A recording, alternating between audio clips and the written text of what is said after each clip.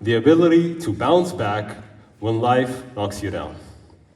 As someone who has faced multiple failures, I've come to learn that resilience isn't just about getting through the problem, it's about growing even stronger than the problem itself. Today, I want to share with you why not just resilience matters, but how you can develop it and build it no matter the challenges that come your way. Challenges can take many forms. For students, it might be failing a test or struggling or feeling the stress to perform. For parents, it could be balancing between work and family or facing financial stress. All of this eventually builds up within oneself, and it can get to a point where it's overwhelming and suffocating. And there's a quote I find incredibly inspiring. It's from the movie Rocky Balboa. Great movie, by the way. I recommend you guys watch it if you haven't. Rocky, he says, "You, me, or nobody is gonna hit as hard as life. But it ain't about how hard you hit, it's about how hard you can get hit and keep moving forward, how much you can take and keep moving forward. That's how winning is done, right?" And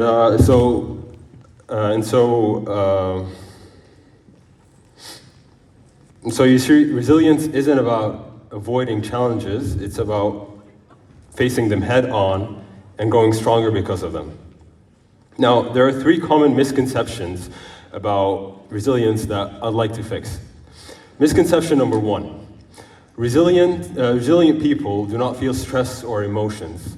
And the reality is, resilient people, just like anybody else, do feel emotions. They just have healthier ways to cope with them. Number 2, resilience means doing it alone. And actually, it often involves leaning on others for support. And finally, number 3, resilience is something you're born with. And this could not be any further from the truth. Resilience is a skill.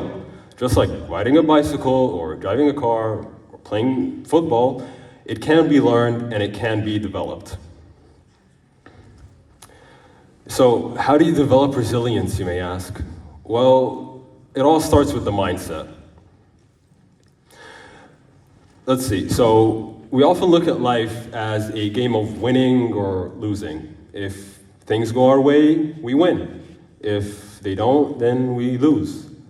But what if I told you there's another way to look at it? What if, instead of winning or losing, it's winning or learning? If things go your way, then you've won. If they don't, then you've learned, not lost. You've gained something far more valuable: experience, insight, and a lesson learned. This shift in perspective is the foundation for resilience. Another thing you'll need to be doing is controlling your emotions. The way I personally do this is by naming the emotion I'm currently feeling. Our minds are exceptionally rational, and when you name an emotion, when you give meaning to an emotion through words, you strip away its power over you. Let me explain. Instead of saying, "I'm overwhelmed," you can try saying something like, "I'm feeling stressed because I have a lot on my plate right now." And then further break this down. Well, what exactly is causing me this stress? Is it the deadline? Is it the pressure to perform? By naming the emotion, you're not just reacting to it, you're understanding it. And when you can understand something, you can control it. And there's an actual scientific backing to this. By naming the emotion, you activate your prefrontal cortex, the part of your brain that's responsible for rational thinking. This helps calm down the amygdala, the part of your brain that triggers emotional responses. In other words, naming your emotion literally helps you think more clearly. Now, I can keep on talking about other ways to build resilience, like strong social connections, problem-solving skills, self-compassion, or having a sense of purpose. But that would only be looking at the first half of the equation. Yes, in order to be resilient, you need to get back up, but to get back up in the first place, you need to fall. That's the second half that's often overlooked.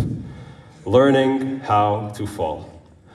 A while back, I went to an MMA training session, and one of the first things you'll actually get taught there is learning how to fall. It's inevitable that you'll fall, so wouldn't it make sense to know how to take the impact and safely discharge it with minimal injuries? The same applies to life. You'll need to anticipate failure and plan for it. Before pursuing a goal, ask yourself, what could possibly go wrong and how will I handle it? You should also embrace vulnerability. Vulnerability isn't a weakness, it's courage. It's the willingness to try even when you know you might fail. And finally, celebrate progress, not perfection. You don't need to live up to impossible standards or feel like a failure just because you stepped out of the perfectionist race. Whether you win or not, you are enough. Work hard, strive to succeed, but keep your expectations reasonable. And remember, unless you're in Marvel's cast, you're not a superhero. You cannot do everything, and you're not required to be everything. At the end of the day, you'll always face life's challenges. You'll always feel pressured. But with resilience, you can turn setbacks into stepping stones and pressure into power.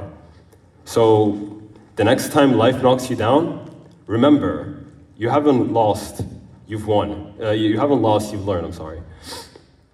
And with every lesson, you grow stronger, wiser, and more resilient. Thank you.